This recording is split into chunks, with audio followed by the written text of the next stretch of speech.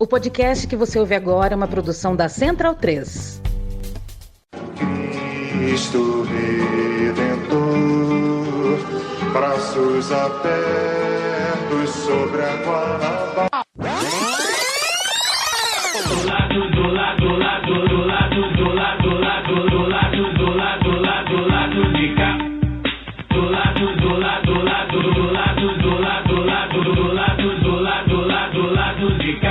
Bom momento, ouvintes da Central 3. Hoje é segunda-feira, dia 3 de novembro de 2025, e eu sou o Caio Belandi, direto do Saúl Estúdio, time completo, com Daniel Soares aqui comigo no estúdio, além do Fagner Torres Lima e a Luara Ramos via internet. Este, vocês perceberão, é um programa que a gente chama de gaveta, né? Um programa frio, né? Você acabou de falar a data, mas quem nos ouve já tá no dia 25, né? Provavelmente, se tudo der certo, vai ao ar dia 25.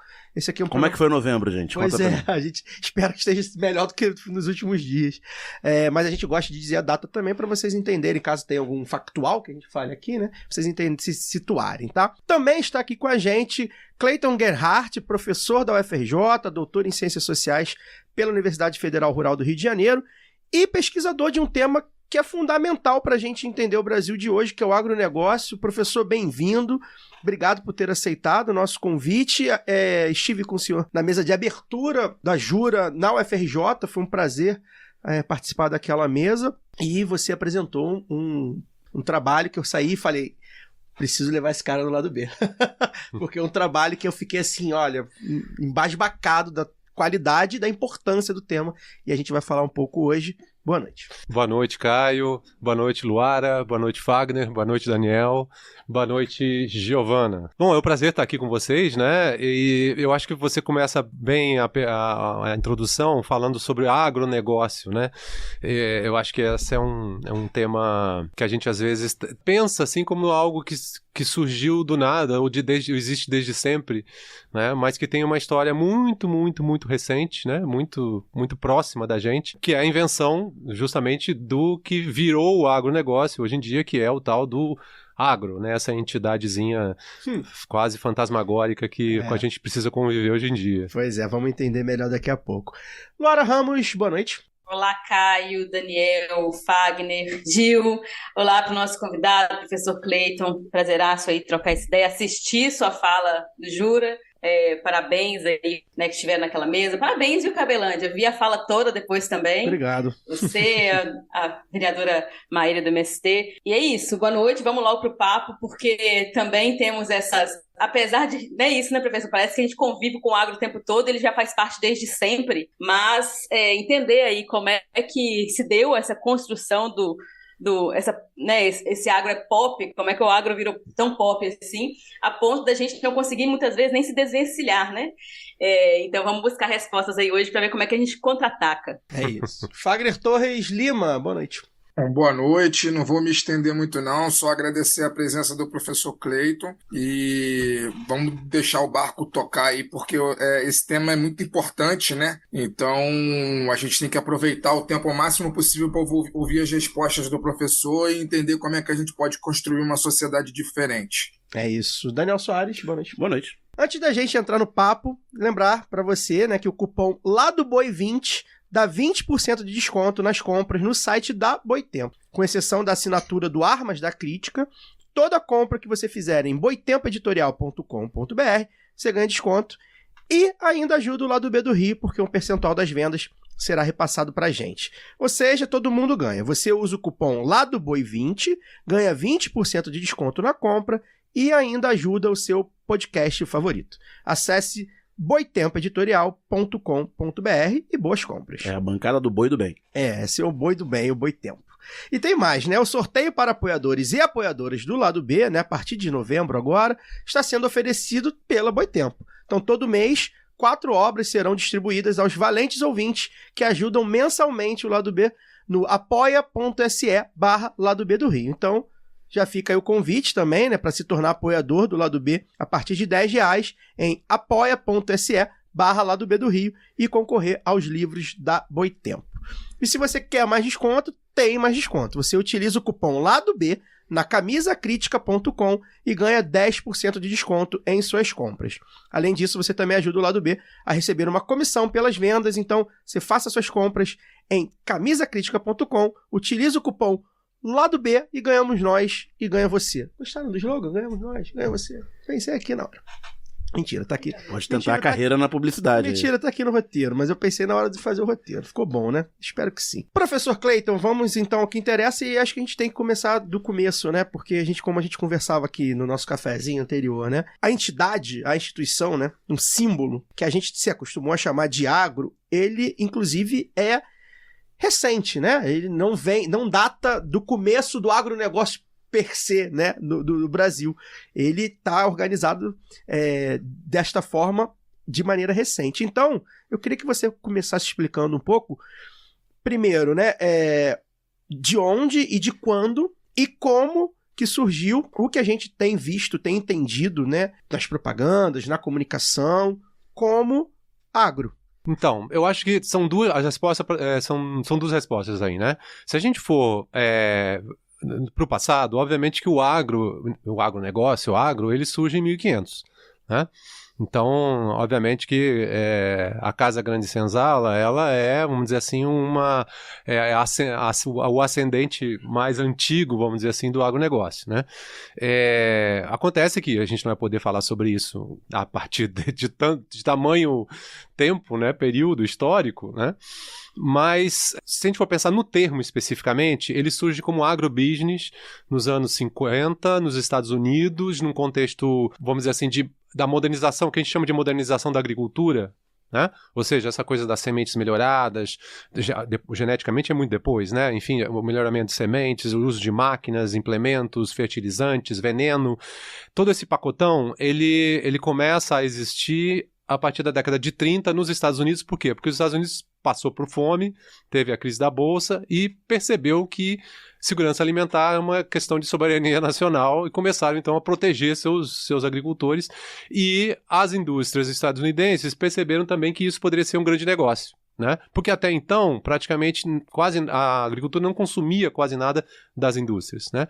Então, com a modernização da agricultura estadunidense, né, as agências internacionais, né, e bilaterais, o ZAID, etc., começaram a ver o que é chamado, na época, Terceiro Mundo, como se fosse um novo cliente para esses produtos que estavam sendo inventados. Os venenos, os fertilizantes, as máquinas, os tratores, as sementes. Então, nos anos 50, surge a expressão agrobusiness nesse contexto de consolidação dessa agricultura moderna.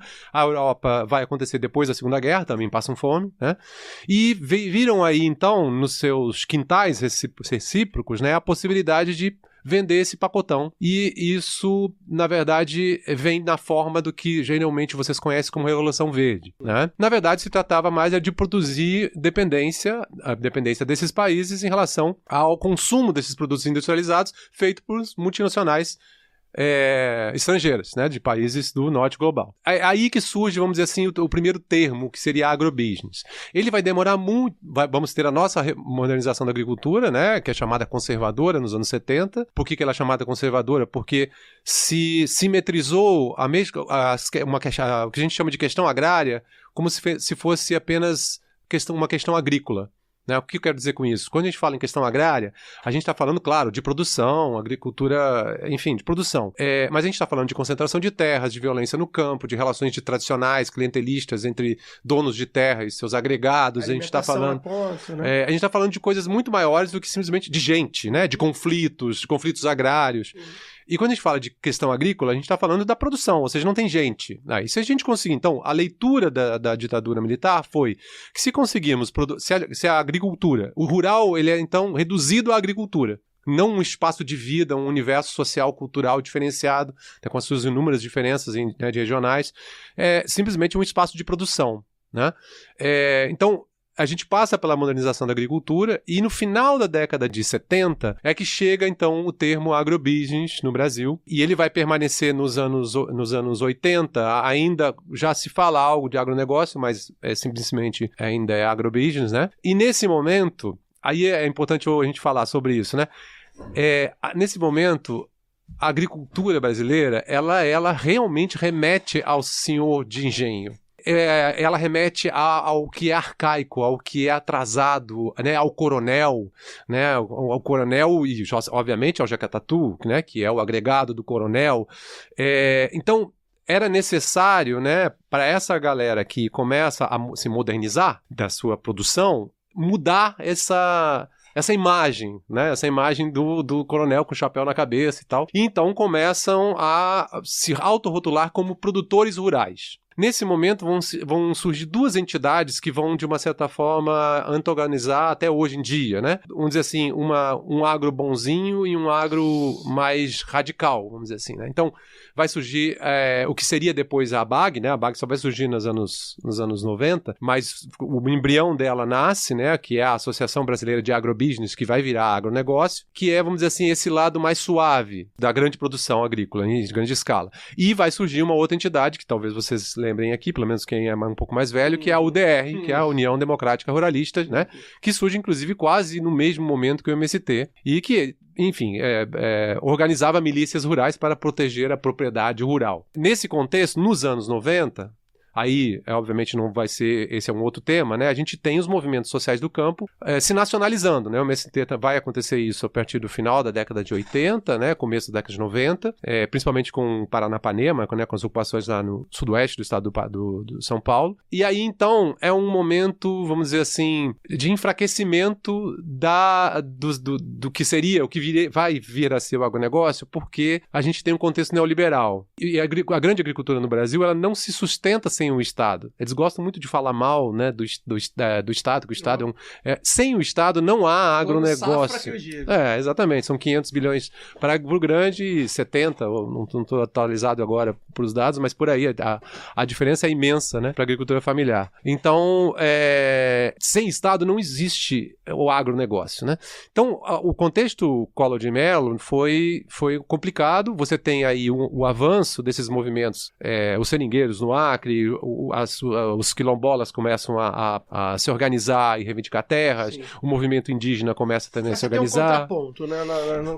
E começa a aparecer realmente, né? Obviamente a mídia vai criminalizar, sim, enfim, né? Todo esse processo, mas vai ter novela, né? O Rei do Gado, enfim. Bom, aí então, para encurtar a história, nos anos 90 começa então a surgir mais o termo agronegócio, mais o agrobusiness ali, como se fosse mais ou menos a mesma coisa, né? E aí então, nos anos 2000, é que, bom, não vai se falar sobre agrobusiness e passa-se a falar sobre agronegócio. A gente tem um contexto aí de política do governo federal que era na época do PT, né, que tentou fazer todo mundo vai ganhar, todo mundo vai sair ganhando, né? Então, os banqueiros vão ganhar, mas os pobres vão ganhar também, né? E ele fez um pouco isso com a questão agrária, né? Então, colocando alguém interessante no Ministério do Desenvolvimento Agrário, mas colocando alguém representando, principalmente alguém representando essa parte suave, vamos dizer assim, do agronegócio, se é possível dizer que algo é suave ali, dentro do Ministério da Agricultura, né? Por exemplo, mas, por outro lado, a Conab, né, que é muito importante, ficou com a galera da agricultura familiar. Enfim, isso fica, esse jogo. O que aconteceu foi que, na verdade, os transgênicos vão ser liberados pelo governo do PT, né?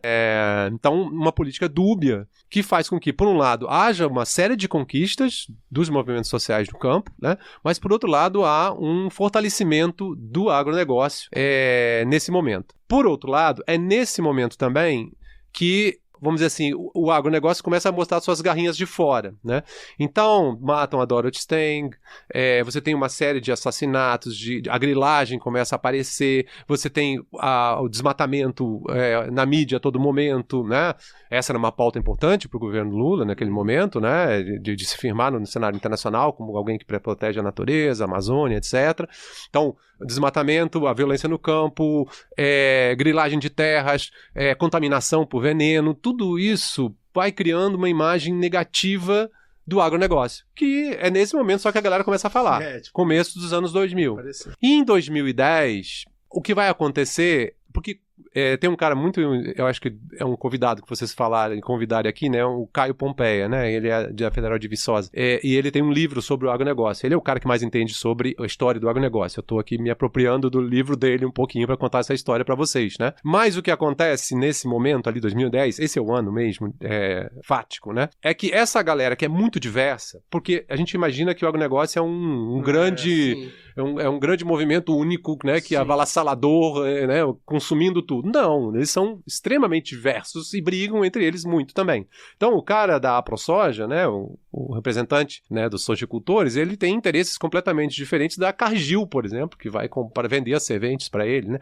Ou que completamente diferente da galera do leite, completamente diferente da galera... Enfim, né? Sim. Você tem a jusante e a montante, né? Antes da porteira e depois da porteira e dentro da porteira, interesses muito diferentes. Quem vende, quem compra, quem produz, para quem vende, se é no mercado interno, se é no mercado internacional, são muito diversos. Não dá pra gente se estender aqui.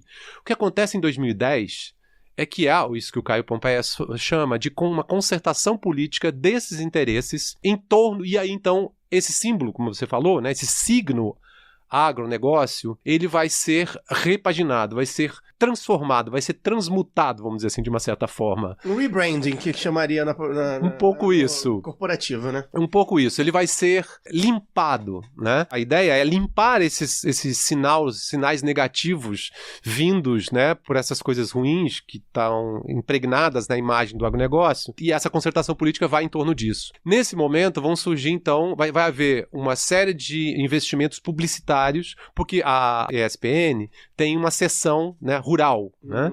A Escola de Propaganda e Marketing, né? E eles fazem um diagnóstico dizendo que a população tem, primeiro, uma imagem negativa no agronegócio e, segundo, não conhece. Então, a ideia, o primeiro start aí é você fazer ganhar o público urbano. Primeiro movimento é ganhar o público urbano. Então você tem as propagandas aí, que alguém também um pouco mais velho vai lembrar, né? Eles escalam quem primeiro? Escalam o Pelé. Não. Primeiro escalam a Giovanna Antonelli. Antonelli, perdão. E é que eu confundindo com a outra Antonelli, que é a Antonelli Bigatão, que a gente pode falar depois sobre as agro boys lá da música, agro girls no caso. Então, a Antonelli é escalada e o Lima Duarte. Né? E eles vão fazer uma série de programas de comerciais de 1 minuto, os comerciais grandes que vão passar na novela das 8, que é das 9, né?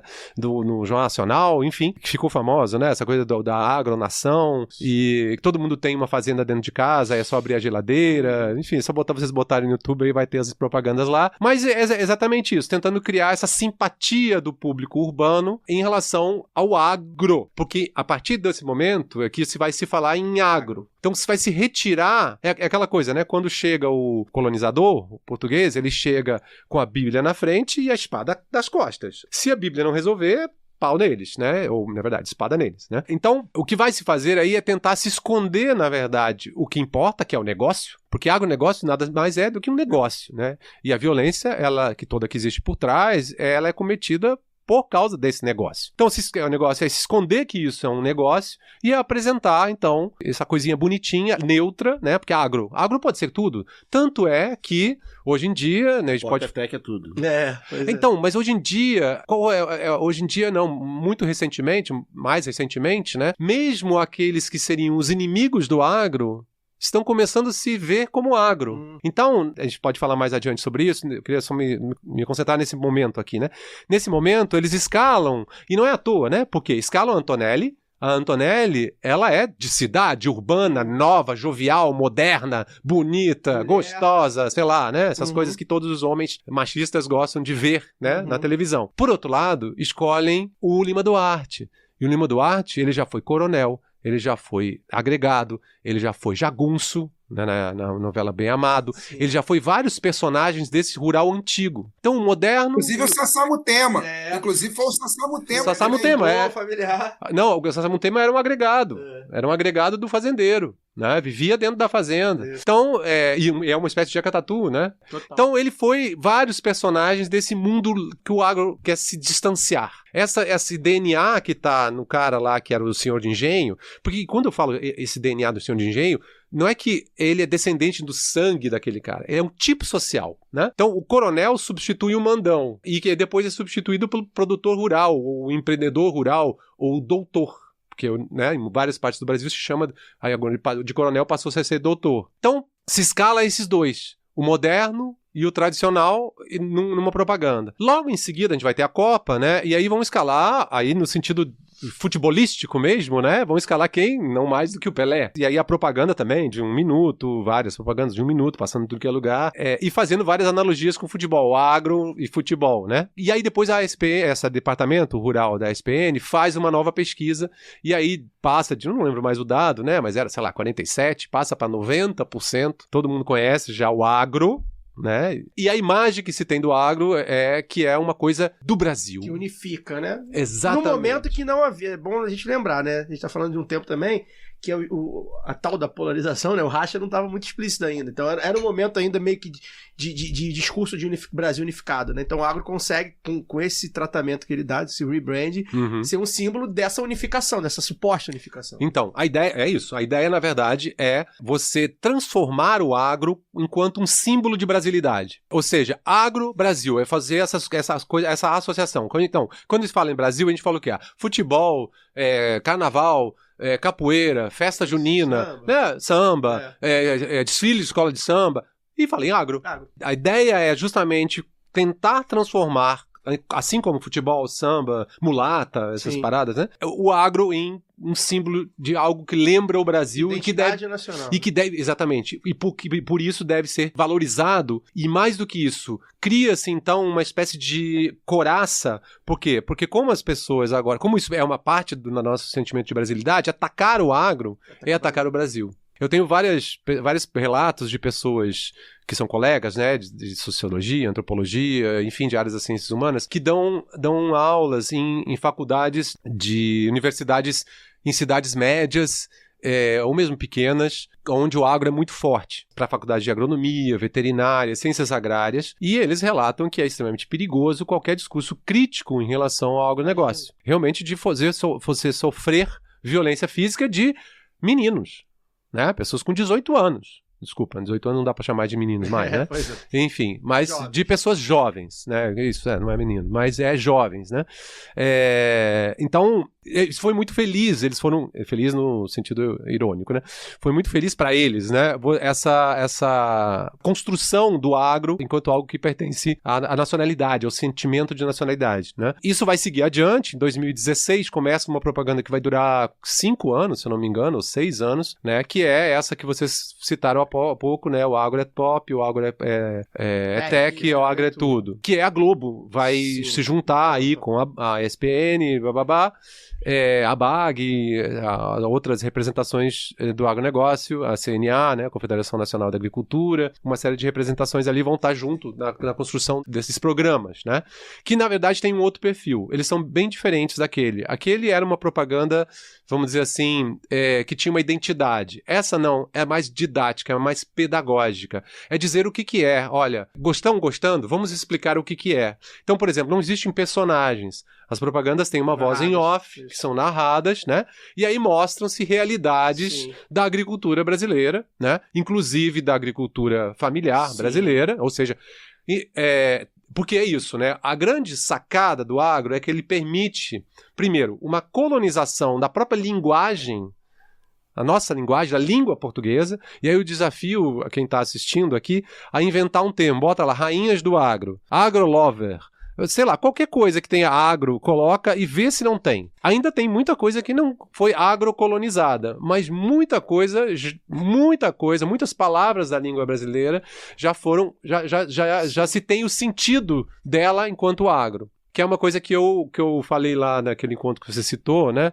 eu estava escrevendo sobre o agro em 2020, início da pandemia, e era só agro, né? Eu vivia o agro, ainda mais trancado em casa, imagina. Aí sim, né? É a imersão mesmo. Aí eu participava de cursos, pagava, né? Caros, R$400 para você entrar num curso, por exemplo, de um cara que ensina. Porque um grande problema para a grande galera da agricultura, na grande agricultura, é a questão da sucessão. A agricultura familiar também tem esse problema. Mas eles também têm. Então, por exemplo, eles diferenciam os herdeiros dos sucessores. Os herdeiros só ganham, né? Tenho aqui, eu posso vender minha fazenda. Mas agora, se eu sou sucessor, eu sigo levando o caminho da minha família e tal, né? Então, porque o Brasil, na verdade, ele se constitui desde o início como uma grande família, né? Então, Fagner, que você sempre fala. É a grande família da Casa Grande. São algumas famílias. Mas essa família é extensa, eu quero dizer. Ou seja, o dono da fazenda se sentia dono de pessoas, sim, mas que, de uma certa forma, representavam, eram tratadas como família. Tratar como família não quer dizer uma coisa boa. Você pode bater no seu filho, né? Você pode espancar seu filho, você pode ser pedófilo. Isso. O que acontece é que existe uma relação aí de proximidade que pode ser muito destrutiva. Professor, uma pergunta que eu queria fazer, talvez ela seja simples, mas talvez não. Uma coisa que a gente tem muita dificuldade no senso comum, e sobretudo em função do próprio discurso oficial, da grande mídia e etc. e tal, é de pensar alternativas para além do agro, né? Como se o agro fosse uma entidade inatacável, fundamental ao desenvolvimento do país, que empregasse milhões e milhões de pessoas e que colocasse milhões e milhões de toneladas de alimentos na mesa de todos os brasileiros. Então, não se pode atacar o agro, porque sem o agro ninguém come, sem o agro ninguém trabalha, sem o agro não existe vida no Brasil. Eu queria que o senhor falasse sobre essa mistificação, né? Porque a gente sabe, a gente que estuda um pouquinho sobre o tema, não precisa nem se aprofundar demais, mas só estudar um pouquinho para além do que diz a propaganda, seja ela a propaganda do agro mesmo, ou seja ela a propaganda de seus parceiros, e aí você vai Fiesp, Rede Globo, Folha de São Paulo, todas essas empresas que, ao fim e ao cabo, formam um grande conglomerado de propaganda desse setor econômico. Eu queria que o senhor falasse se é verdade que não existe vida sem esse setor econômico, e se for mentira, por que é mentira? A gente sabe a resposta. Eu sei a resposta, eu acho que o senhor com certeza sabe mais do que eu, mas talvez o nosso público, por estar acostumado só com o discurso oficial, não saiba. Então, eu gostaria que o senhor fosse didático sobre esse tema. Legal, Fagner. É muito bom você perguntar isso, né? Permite falar sobre. Eu acho que eu vou dizer que é a verdade, mas é uma verdade que demorou muitos anos para virar verdade, né? Eu falei da agricultura, da modernização da agricultura. Até a década de 70, até 1968, 69, 70, todo mundo no Brasil, todo mundo mesmo, ou ninguém no Brasil, na verdade, consumia veneno na comida. Todos os nossos produtos eram agroecológicos, né? Por quê? Porque a gente não, os grandes fazendeiros não tinham dinheiro para comprar veneno. Eu estou exagerando aqui, obviamente, que já se consumia veneno, né? Mas as fábricas de veneno, o pacote da modernização, ele não estava funcionando, né? Então, até a década de 70, a nossa agricultura era agroecológica. E, claro, com um monte de fazenda, coronel, etc., tudo por aí. O que acontece nos anos 70 é que há um forte investimento do Estado brasileiro, o Estado da ditadura brasileiro, na transformação desse rural em produção que a gente chama de moderna. Então, por isso que modernização da agricultura. E aí, então, o Delfim Neto, né? O Delfim Neto foi ministro da Agricultura nos anos 60. Ele não deu muito certo como ministro da Agricultura, mas deu muito certo. No governo Figueiredo. Antes. Não, ele escrevia sobre, né? ele tinha tese sobre café e tal. Não, ele foi nos anos 60, ele foi ministro da Agricultura. Né? Logo em seguida, ele vai ser o ministro do Médici e ele vai ver que no cenário internacional o dinheiro está muito barato. Né? E esse dinheiro, uma parte dele, obviamente, ele é usado para financiar a construção dessa agricultura que a gente virá a ser tão dependente, né? E vai começar a ser chantageado, porque isso que você estava falando, né? É uma espécie de chantagem a partir de um certo momento, né? Então, nesse momento é que se criam os tais de pacotes tecnológicos para a agricultura. Por quê? Porque tudo começa pela semente, né? Se você for pensar, assim, um pequeno agricultor, sei lá, de Mauá, que a gente no Rio Grande do Sul chama de pirambeira, cheio de penhascos, assim, para lá e para cá, ali você não pode botar um trator de 5 metros de comprimento. Ali é muito difícil da agricultura moderna entrar rapidamente, né? Isso que eu quero dizer. Bom, esse agricultor, essa família de agricultores, ela sempre plantou várias coisas na sua propriedade, né? Então ele tinha a fava, o milho, o arroz não, né? Mas a mandioca, tinha o seu boizinho, tinha o seu porquinho, né? Tinha os seus pintos que viravam galinhas, e tinha o seu galo. Num dado momento, então, o que acontece é que as indústrias, e isso é o pacote lá do que eu falei da Revolução Verde, elas começam a pesquisar sementes melhoradas e linhagens, no caso de animais, melhorados.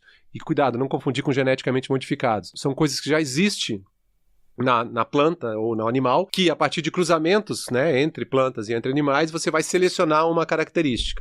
É nesse momento, por exemplo, que surge o que a gente chama de milho híbrido, né? O milho híbrido, ele tem uma característica que é juntar duas coisas interessantes, né? Que é uma grande produção de espigas com uma grande produção de milho dentro das espigas, e dando uma grande produtividade de milho por planta. Parece um ótimo negócio. Acontece que essa planta, né, esse milho, essa semente, perdão, ela, para você ter produção, ela não dá para você...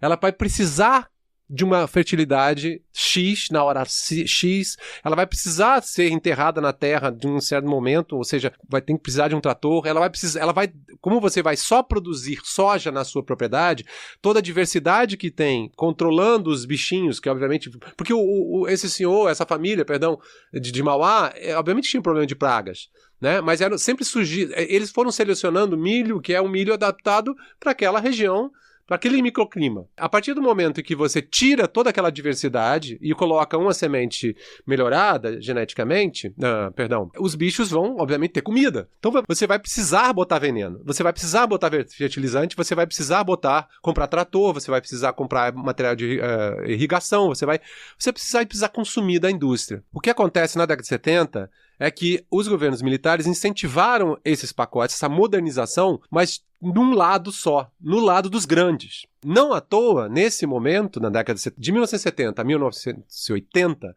a gente tem um êxodo rural de aproximadamente, os números variam, né, mas de 20, 21, 22 milhões de pessoas. Éramos 90 milhões em ação em 1990 e 22 milhões migraram do campo para a cidade. Se você botar do campo para o campo, a galera que saiu do Nordeste foi para o sul do Pará, a galera que saiu do Rio Grande do Sul e foi para Rondônia, Mato Grosso, etc., a gente chega a 30 milhões de pessoas que saíram do campo e foram para a cidade, né, por conta dessa modernização. Por quê? Porque primeiro não precisa mais do agregado, né? Você vai mandar embora essa galera, não precisa mais dentro da fazenda. O banco oferecia as mesmas condições de financiamento para o grande do que pequeno. Então você imagina a famíliazinha lá de Mauá chegando no Banco do Brasil para pedir um empréstimo com um gerente, como se fosse o Blairo Mádio, que já foi do Rei da Soja, do Mato Grosso. Obviamente, esse cara não sabe lidar com isso ainda, né? E ele vai perder a terra, porque vai ser leiloada a terra. Até os anos 1982, se não me engano, mas é 1980, tá? Pequenos agricultores que tinham dívidas, não pagavam suas dívidas para financiar a sua produção, tinham suas terras leiloadas, né? Perderam as suas terras. Então, Fagner, para voltar à sua pergunta, né? O que acontece é que a gente é hoje em dia dependente do agronegócio porque existem há um bom tempo, há anos, há décadas, políticas públicas que fazem cada vez mais a gente se ficar refém. Obviamente que a Cátia Abreu, né, que diz que temos que comer veneno porque não tem como alimentar todo mundo com agricultura agroecológica, o que já foi realidade, como eu falei, né, até a década de 60 todo mundo comia orgânico, agroecológico, etc. Obviamente, amanhã não dá. Mas se você não começar a mudar né, ou seja, essa chantagem que eles fazem, na verdade, é muito mais é como se você... É isso, né? O problema não pode ser resolvido porque temos esse problema. Ou seja, uma coisa que não chega a lugar nenhum. É uma redundância ali que você vai sendo enredado. Realmente dependemos do agronegócio. Então, para você inverter essa lógica, teria que se começar, por exemplo, né, a mudar a distância do financiamento da grande agricultura, de grande escala, para a agricultura familiar. Porque esses parâmetros de 500 para 70 bilhões, ou que seja qual outro valor certinho, vai fazer com que a gente eternamente fique dependente da grande agricultura e, mais do que isso, dependente das multinacionais que, obviamente, ganham muito dinheiro com essa grande agricultura. Né? Não sei se eu te respondi, Fagner. Então, se trata aí de intervenção política, de vontade política, de você investir nesse processo de mudança, que não vai acontecer de hoje para amanhã. Eu acho que respondeu sim. É mesmo nesse sentido, porque quando a gente debate esse tema com o público de uma maneira geral, com senso comum, enfim, sem ser um debate acadêmico, né? Vai ter que conversar com as pessoas nas ruas ou nas redes, né? Que acontece muito. É sempre nesse questionamento. Você está questionando, você está criticando o agronegócio, tá, mas e se acabar com o agronegócio, o que acontece? Vai todo mundo morrer de fome? Enfim, a gente sabe que a resposta não é essa, né? Mas nada como ter um especialista sobre o tema para poder esclarecer para a gente a realidade. A questão é uma Escolha questão de vontade política que, infelizmente, não está no nosso horizonte hoje, né? A direita e a esquerda. Isso. Porque ao mesmo tempo que a gente passava pela Revolução Verde aqui, a União Soviética fazia a mesma coisa, a mesma modernização nos seus países, lá a Ucrânia, essa galera toda, que era da União Soviética na época, né? Então, essa ideologia desenvolvimentista, né, porque tá na base, né, ela vem é transideológica nesse sentido, né? Professor, eu queria voltar num ponto, né, que você tocou logo na primeira pergunta do Caio, porque aqui no lado B eu sou a pessoa obcecada com a semântica, né, com a coisa das palavras, e eu queria te ouvir um pouco mais sobre esse léxico aí do agro, né, para a criação de uma... acho que até um termo que, né, você já usou em alguns artigos, não me lembro se também lá na fala no Jura, como é que é esse uso, né, de um novo léxico aí do agro para a criação de uma cosmologia do agro, né? Acho que é isso que você traz em alguns dos seus artigos, para poder consolidar assim, esse setor como um mito de origem, mas também de destino do Brasil. Como é que é isso, do uso das palavras para poder consolidar essa ideia de agro? Então, na verdade é isso, né? É a construção dessa, que eu chamo, né, de cosmologia do agro, ou agrocosmologia, enfim. A inversão aí é livre, né? Mas é isso, né? Talvez essa palavrinha é um pouco difícil para talvez algumas pessoas não... seria interessante com 2 exemplos para vocês entenderem o que eu quero dizer com isso, né? Toda a sociedade, grupo humano, tem a sua cosmologia.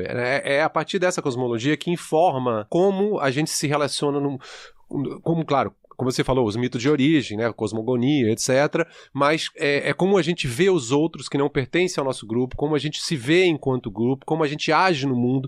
Tudo isso é informado a partir da construção de uma cosmologia, que obviamente isso é histórico, não surge de uma hora para outra.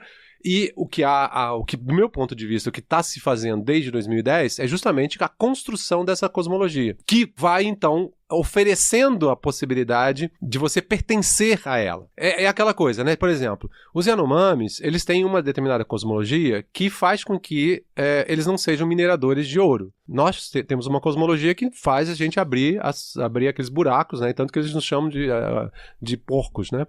Porque os porcos que ficam chafurdando a lama, né? Então, a ideia dessa construção é oferecer um rol de possibilidades, né, de pertencimentos, vamos dizer assim, a uma comunidade agro, e esse pertencimento, ele é praticamente ilimitado, Luara. Então, isso que eu tinha esquecido do fio da meada anterior, né?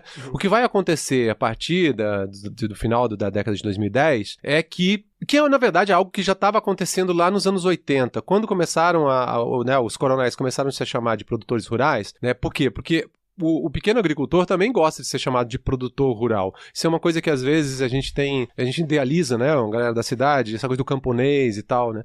Se a gente for pensar, muitas vezes a expressão camponesa, ela pode ganhar um sentido pejorativo para aquele que você está nomeando como camponês. Teve um certo momento que essa categoria foi muito importante nas ligas camponesas, né, que foi depois, junto com o MST, o maior movimento social do campo, nos anos 50, né, 60, mas a ideia de que você vamos dizer assim, você é um produtor moderno, ela atinge tanto grande como pequeno. Então, nos anos 80, essa foi a minha tentativa de simetrização. Não, somos todos produtores, independente de ser pequenos. Isso não deu tão certo assim, mas nos anos 2010, a partir do agro, né, dessa coisa da inclusão, de você se ver agro, porque é isso, eu sou de uma cidade chamada Santa Cruz do Sul, que se auto-intitula Capital Nacional do Fumo. Hoje em dia, eles pega mal falar fumo, então eles se dizem a capital nacional do tabaco. Não dá para dizer isso em outdoor mais, porque diziam, né, até o final da década de 90, você chegava na cidade e tinha um outdoor, bem-vindo à capital nacional do fumo. Que é intensivo em agrotóxico, né? Exatamente, e escraviza os pequenos agricultores lá da região. Isso pode dar outro podcast aqui. Hoje em dia, o outdoor é Souza Cruz contribuindo para a diversidade da agricultura familiar, e aí a agricultura familiar segurando uma planta de tabaco. Então, essa galera lá dessa minha cidade, que é uma cidade de pequena agricultura, eles também fazem programas para o agro daquela pequena agricultura. Então, o que vai acontecendo é justamente essa cosmologia vai capturando, vamos dizer assim, e as pessoas vão começando a se ver como parte do mundo agro. Né? Hoje em dia a gente tem os agro-indígenas, você tem os agro-quilombolas, você tem as mulheres do agro, você tem a agro-juventude, agroboy no meu tempo de faculdade, eu sou antropólogo, mas eu fiz faculdade de agronomia, né, lá em Porto Alegre. Agroboy era um termo extremamente pejorativo, né? A gente usava porque nessa época a maior parte de quem fazia agronomia lá em Porto Alegre vinha do campo, do grande e pequeno. Então o uso da cidade a gente chamava de agroboy porque vinha da cidade, né? Hoje em dia você tem as pessoas têm orgulho de se dizer agroboys, agrogirls, agropiá, né? Que piá é guri, né? O agroguri também. O que vai acontecendo, né? A partir desse signo, que tem um outro artigo que eu falo que ele funciona como um totem, que também não dá para entrar aqui, seria um outro podcast, mas ele vai permitindo, então, que uma galera que, teoricamente, seriam os inimigos do agro, passem a se ver como parte do agro, tornando, então, muito difícil o combate, porque como tudo é agro, como combater? Uma colonização mesmo. Uma colonização. Então, como combater algo do qual eu sou parte, né? Eu se confundo, pelo menos. Eu me confundo com aquilo, né? Então, eu acho que, assim, se tem algo que realmente a galera do agro que manda, né, os grandes representantes e as mídias ainda não tiveram coragem de tocar, na questão racial, embora você tenha os agroquilombolas. Por quê? Porque hoje em dia você tem um movimento da juventude, filhos de pequenos agricultores, ou então que moram em pequenas cidades e seus pais são agricultores, que têm um passado ou uma ligação com o rural, mas que é da pequena agricultura, que foram capturados pelo agro. Você tem as mulheres do agro, tanto as sucessoras de fazendeiras, como as pequenas produtoras rurais, que também se veem como agro-mulheres. As donas do agro, por exemplo, né? A Faculdade de Veterinária de Santa Maria tem um encontro das donas do agro, que é mostrar, trazer, convidar mulheres que deram casos de sucesso para falarem das suas experiências no encontro das donas do agro. Então, você tem aí essa captura, essa entrada que, e isso é importante, né? Se desacoplou, se desvencilhou, se autonomizou das grandes representações do agronegócio. É aquela coisa do samba, sabe? Quando você inventou o samba, você tem aí um patrocínio forte do Estado Novo, vimos uma ditadura, então eles, por exemplo, eles perseguiam o samba de malandro, porque malandro não trabalha, mas patrocinavam o samba exaltação, que é o Aquarela do Brasil, né? Brasil, meu Brasil, brasileiro. Então, o Ari Barroso fez por encomenda do Vargas, né? Do governo Vargas, para exaltar o Brasil. Num certo momento, as próprias pessoas estão fazendo samba independente, de samba exaltação, independente de ser do governo. Sim, patrocinar. Ganha as ruas, né? Ganha as ruas.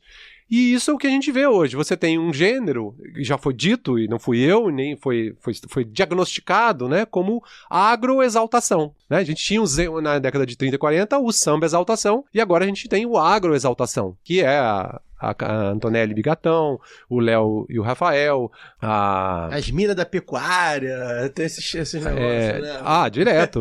Então, música, assim. mas reparem como isso é uma colonização. Sim, total. É a colonização da nossa música. Se você... Até o sertanejo, aí você falando de música, né? Eu queria falar sobre, mas eu vou pincelar rapidamente. O sertanejo mesmo como estilo musical, é claro que isso acontece em todas as vertentes, mas nesse caso específico, o sertanejo como estilo musical é muito diferente do sertanejo dos anos 80, que já tinha influência desse agrobusiness, né? Uhum. Dos anos 80, que já veio ali, Leandro Leonardo, né? Uhum. Já é muito diferente do sertanejo mais antigo ainda, e é o que a gente vê hoje, que é um agropop, né? Que se modifica da Usa forma... os signos, né? Usa o chapelão, usa tudo, se modifica como se tiver que se modificar, mas... se tiver que mandar o funk, botar o pagode, botar o samba, vai fazer, mas é sertanejo, né? É sertanejo universitário, mas continua sendo sertanejo. Não abre mão da palavra sertanejo, né? Então, esse é um artigo que eu tô escrevendo, né? Inclusive, eu era pra apresentar num encontro agora, mas eu tô com um filho de 6 meses em casa e eu não consegui escrever e terminar. Mas é um projeto que tá aí, que ia falar sobre justamente essa colonização da nossa música. Lembram quando eu falei da Antonelli e do Lima Duarte, que é essa coisa do moderno e do tradicional, né? Junto. Então, vocês já repararam que, como é que é o nome, como é que a gente chama hoje esse gênero de música?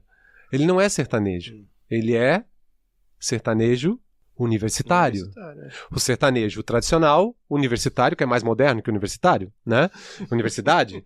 Então, se você vai olhar, é sempre essa... Porque isso faz parte da cosmologia. Você tem... A cosmologia precisa remeter a um mito de origem, né? E o mito de origem é a tradição. Você precisa inventar uma tradição para se sustentar enquanto cosmologia. Então, você não pode largar assim, simplesmente essa tradição. Então, se você vai ver, por exemplo, a gente tem o agromirim, né? São crianças de 8, 10 anos que vão lá e fazem o maior sucesso na YouTube, etc. Sim. O sertanejo, o universitário, ele junta justamente de novo o que tem de tradicional, mas repaginando no moderno, que é o agro. O agro é justamente isso. Você repaginar algo que tem uma origem lá na Casa Grande, mas que você esconde a Casa Grande, porque ela agora tá bonitinha. Caiaram bem, né? Pintaram bem a Casa Grande lá, ela não é mais aquilo agora. Ó, galera, ela é diferente, né?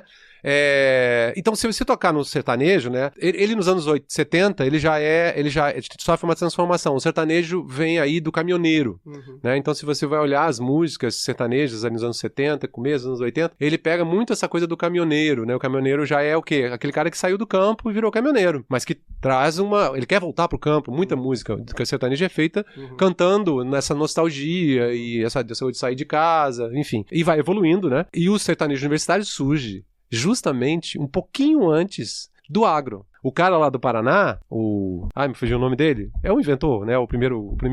Teló? Eu acho que é o Michel Teló. Ele é 2000 e pouquinho ali, né? Bruno Marrone, 2005, 2006, tudo aí bem. então, e logo depois vem o agro, Sim, né? E aí, vamos pensar uma coisa interessante também, não sei se vocês já se deram conta, né? Na eleição passada, quais foram as músicas que mais pegaram do lado bolsonarista e do lado do Lula? Do lado bolsonarista era um sertanejo. Eu não gravei na minha cabeça porque também não fiz um exercício de não consegui não pensar nisso, né? Mas do lado do Lula vocês sabem qual é, né? Tá na hora do Jair? Tá na hora do Jair, tá na hora do Jair embora. Vocês sabem qual é o gênero? É o piseiro? É Piseiro? o que? É o... Não, é música de arrocha. Arrocha. Né? E a música de arrocha surge aonde? Na Bahia, na região de Ilhéus ali. Né? É ali a origem. Então, olhem como interessante a gente pensar em termos de cosmologia. Sim. O sertanejo universitário é a música mais ouvida no Brasil, né? Tem o pagode e tal, mas qual é a região que mais... É a região onde ganhou o Bolsonaro, né? Com a resistência forte do Rio de Janeiro, com a recessão forte, porque aqui é o funk, né? Mas aí que tá, o sertanejo, se você olhar, por isso que eu quero escrever sobre isso também, né? O sertanejo universitário, ele está também englobando e colonizando, ele traz elementos do funk dentro dele, ele traz elementos da música gauchesca, por exemplo, dentro dele, né? O vaneirão, por exemplo, houve uma vaneirização do sertanejo num certo momento, né? Da produção do sertanejo no Brasil, sertanejo universitário, e não à toa, né? Gaúcho, que é mais agronegócio que gaúcho, né? Se você vai, por exemplo, não sei se vocês sabem disso, né? Mas nessas regiões de fronteira agrícola, o gaúcho não é o cara só que vem do Rio Grande do Sul. Em muitos lugares, existem vários trabalhos de antropólogos que falam sobre isso, né? Mostrando isso. O gaúcho é o cara que vem do sul. O sul é o quê? Pode ser o oeste do Paraná, pode ser o oeste de Santa Catarina. O São Paulo, né? Ele é o gaúcho. A gente paga a conta. Mas o que tem de CTG, né? E bandeira do Grêmio do Inter, também pelo exatamente. BR-63 ali. Se você vai no BR-63, o chimarrão, para aquela população, uma boa parte daquela população, é símbolo de opressão. No caso, para eles, é símbolo de identidade, né? Identidade regional, que não se confunde com o estado do Rio Grande do Sul, né? Então, o sertanejo, voltando aqui, né? O sertanejo universitário, ele é mais escutado, vamos dizer assim, é escutado em todo o Brasil, inclusive em Santa Cruz do Sul, inclusive agora teve a Oktoberfest e teve o nosso amigo lá, qual é o maior de todos mesmo? Gustavo Lima. Obviamente está em todo o Brasil, mas se você vai ver onde mais pega, é nessas regiões da grande agricultura. E aí, se vocês peguem, por exemplo, a invenção de brasilidade no Brasil, desde os sertões do Euclides da Cunha, vem da onde? Do Nordeste. Obviamente, quando o Euclides da Cunha está falando dos sertões, ele não está falando do Nordeste. Nem existia o Nordeste ainda. O Nordeste é uma outra invenção, que dá outro podcast, que começa a ser inventado no final da década de 10, no começo da década de 1920. O sertão passa a ser confundido com o Nordeste. Então, desde ali, muitos símbolos de brasilidade vão vir do Nordeste. Porque o sertão esconde justamente aquele cara que é o brasileiro autêntico. Não dá para falar sobre isso. Na década de 70... a gente vem a galera lá dos baianos, novos caetanos, novos, né, e etc., vão invadir, então, a produção artística no Brasil é invadida pelo Nordeste, né? Aí nos anos 90 a gente vai ter o axé, enfim, né? As mulheres lá do Gugu, o Liberato na piscina, peladas lá, não sei o quê. Ou seja, o Nordeste é quem está dando, que está fornecendo essa produção que nós chamamos de brasileira. Na década de 2000 é justamente quando o agronegócio se firma enquanto agronegócio, que isso começa a mudar. Não é à toa isso. Não é à toa, e talvez vocês tenham reparado, que quando ganhou o Lula, começaram a resgatar aquelas músicas dos anos 90 da Nélia Mercury, que agora é ministra Margareth Menezes. Começaram a resgatar, inclusive, o valor crítico no sentido da denúncia racial, né, que tem em algumas daquelas músicas. Começou a se escutar, de repente a gente estava escutando de novo música da década de 90. Eu, pelo menos, percebi isso, claro que não foi muito adiante. E, então, não é por acaso que as duas músicas, entende que isso é uma batalha, né? Uma batalha entre... mercado. Mas não só mercado, uma batalha pela conquista do brasileiro, né? Do sentido de brasilidade. Qual brasileiro então, ideal, né? O bom foi que a música de Arrocha ganhou do sertanejo universitário, né? Porque pegou muito mais do que o sertanejo universitário. Tava todo mundo cantando, tá na hora do Jair ir embora. Então, não sei, Luara, se eu te contemplei, assim, a sua pergunta sobre essa colonização do agro em relação aos brasileiros e brasileiras. Sim, foi até na música também, muito bom. Cleiton, você no início da sua fala, acho que na primeira resposta falou, né, que embora o agro tenha um discurso muito anti-Estado, no discurso, e financie políticos que fazem esse discurso, né, não vive sem o Estado. A gente está aí há 11 meses de uma nova eleição e a gente começa a ver pipocar nas redes um velho discurso muito comum ali por 2014, 2010, né, contra a Bolsa Família, contra políticas compensatórias, com falas tipo, quem recebe auxílio do Estado não deveria ter direito a voto. O agro deveria ter direito a voto nessa perspectiva? Se ele recebe auxílio do Estado? Pois é, né? Eles, inclusive, se candidatam, né? A gente já viu aí, o próprio Bairro Maggi foi senador, foi governador. Ministro. Então, como é que eu vou dizer isso pra vocês? Até 2010... se respondia a isso simplesmente negando, com a indiferença. Então, era uma reação de dizer, de ignorar, ou então se defender. A partir de 2010, eles mudaram e passaram a tomar porque tem essa coisa da direita se capturar as nossas formas de luta, nossos bordões, nossos slogans, né? Então o agro fez uma coisa parecida, né? Então se você vai ver hoje o investimento do agro, no negócio, né? Em se dizer como algo sustentável, né? Como uma agricultura que protege a natureza, como uma agricultura que vamos dizer, produz a riqueza do país, de uma certa forma, isso toma a frente do discurso no sentido de capturar as relações de trabalho, por exemplo, trabalho escravo, né? A gente tem aí, como é que é, o Leonardo com trabalho escravo, né?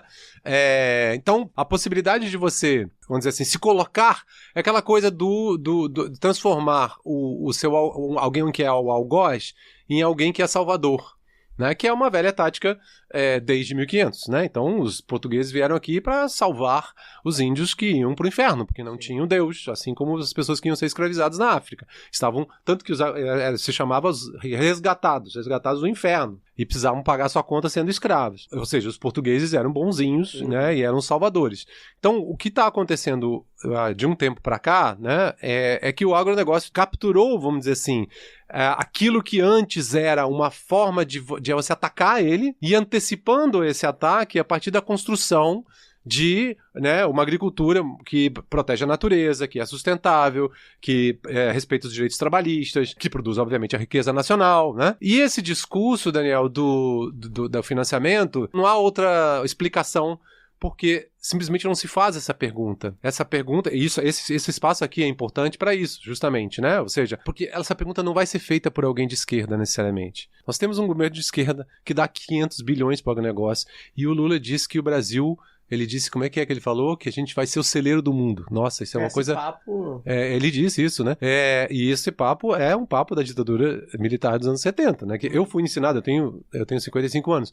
Eu fui no colégio, eu fui ensinado que o Brasil era o celeiro do mundo, né? Então, eu não vejo muita alternativa aí, né? Porque se você for pensar as alternativas que tem de contraponto à direita, elas não vão jamais...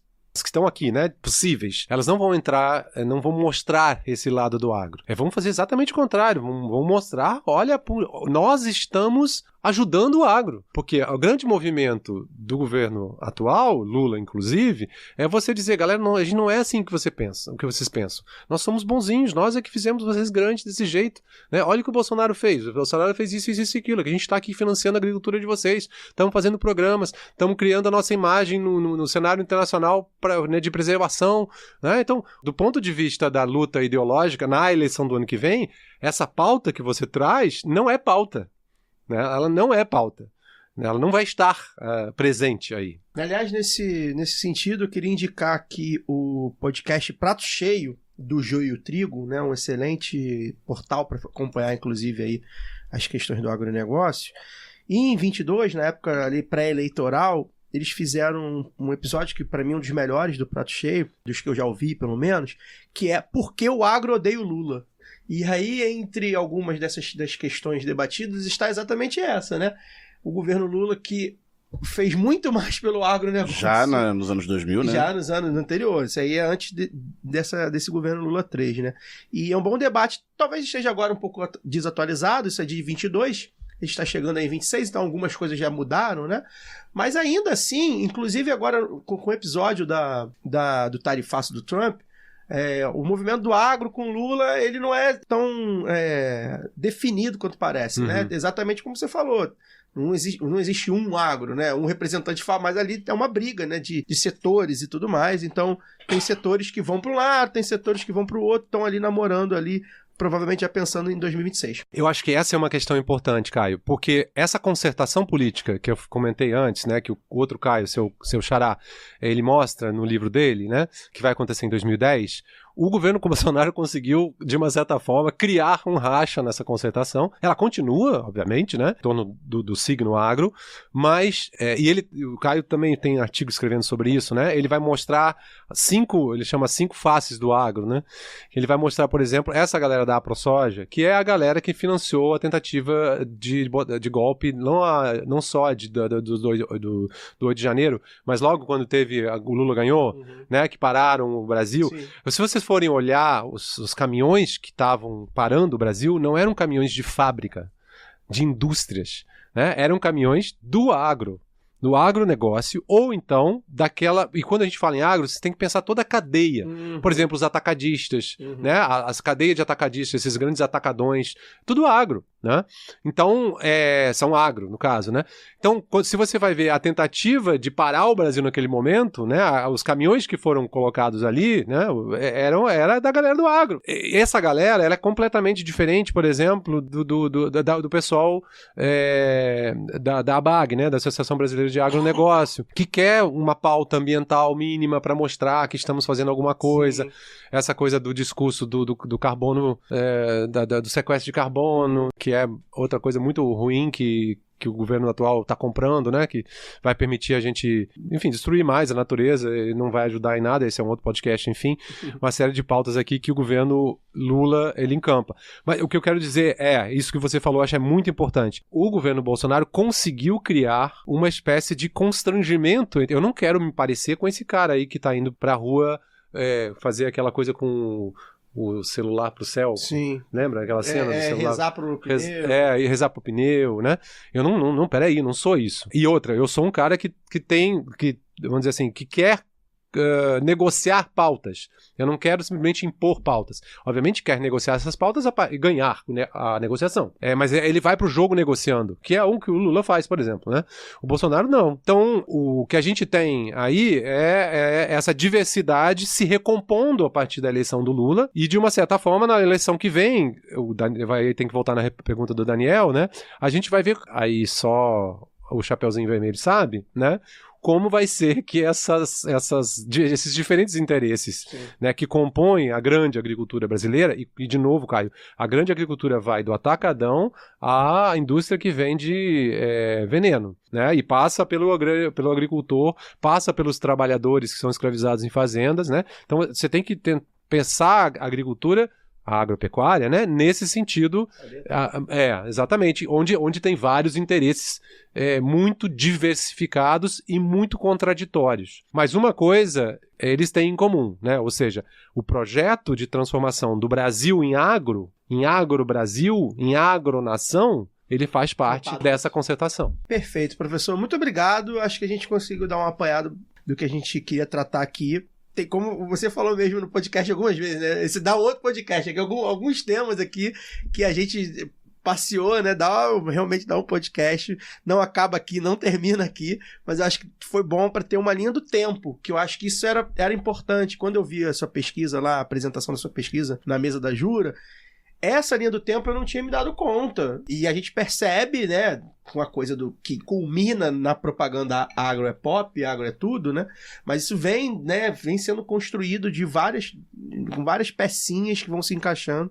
Então acho que a gente conseguiu fazer isso a partir do seu trabalho, a partir da sua presença aqui. Muito obrigado. Deixa seu recado final. Se tiver algum inscrito, enfim, algum site que você tenha as suas pesquisas, algum livro, enfim, algum artigo, deixa aí o recado.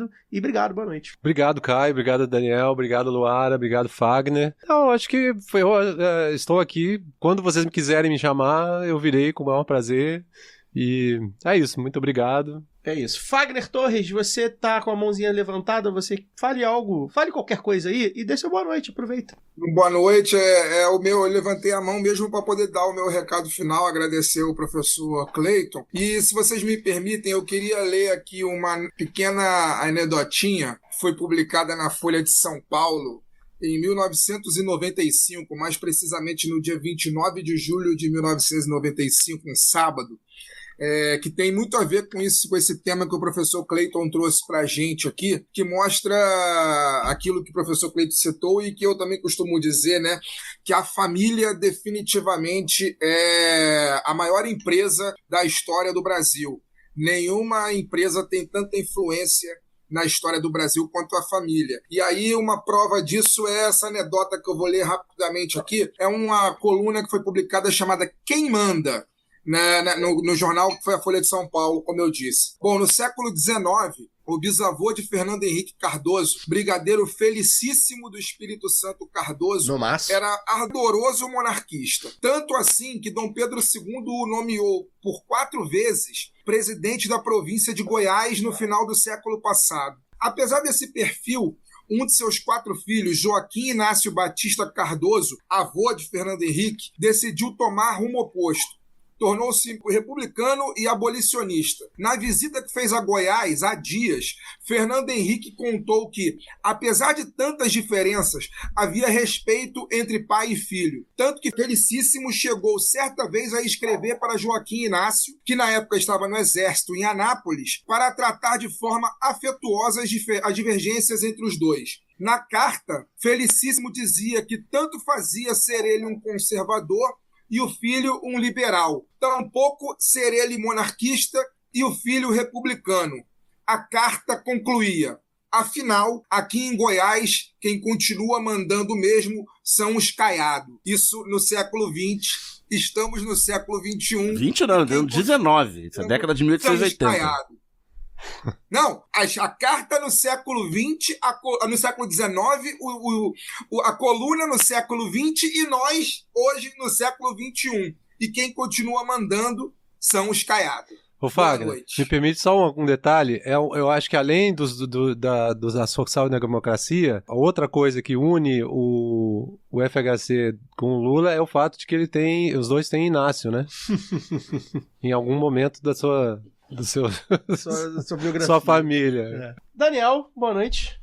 Boa noite, obrigado, professor Cleiton, né? A gente com certeza vai ter próximas oportunidades aí, porque são muitos temas para tratar nessa área. E até semana que vem. Luara Ramos, boa noite. Boa noite, Caio, Fagner, boa noite, Daniel, boa noite, professor Cleiton, muito obrigada, também vou fazer questão de agradecer, porque uma das coisas que mais impressionou nessa pesquisa foi justamente, primeiro, né, aquilo que o Caio já trouxe na primeira pergunta e que acabou delineando ali o nosso programa de hoje, que foi essa linha temporal. Eu fiquei muito curiosa, porque eu simplesmente não me atentava para essa coisa das datas, parecia que sempre teve ali, e ao mesmo tempo trouxe exemplos muito mais recentes. Eu falei, gente, mas isso é de 2011? Isso é de 2016? Parecia que fazia, né, sempre parte da nossa vida. E aí é bom pra gente confrontar também, porque, principalmente, eu acho que, não sei se só pós-pandemia a gente perdeu um pouco dessas referências temporais, mas que isso ajuda a gente a perceber também o quanto está ligado às políticas também de governos progressistas, como, né,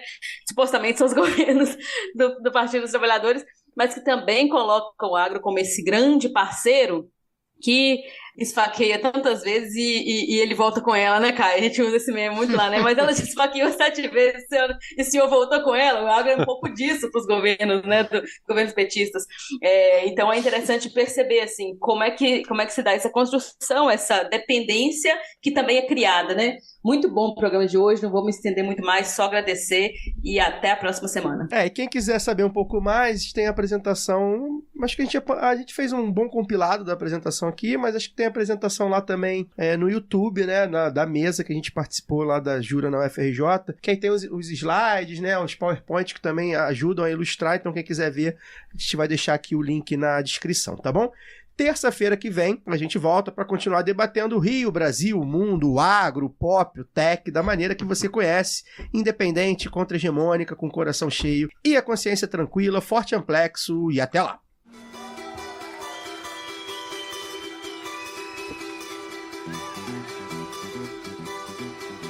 Sora, não vou ligar. Obrigada, Luara. Chegou a hora, vais me pagar. Pode chorar, mas chora, não vou ligar, eu não aceito não. Chegou a hora, ei. Pode chorar.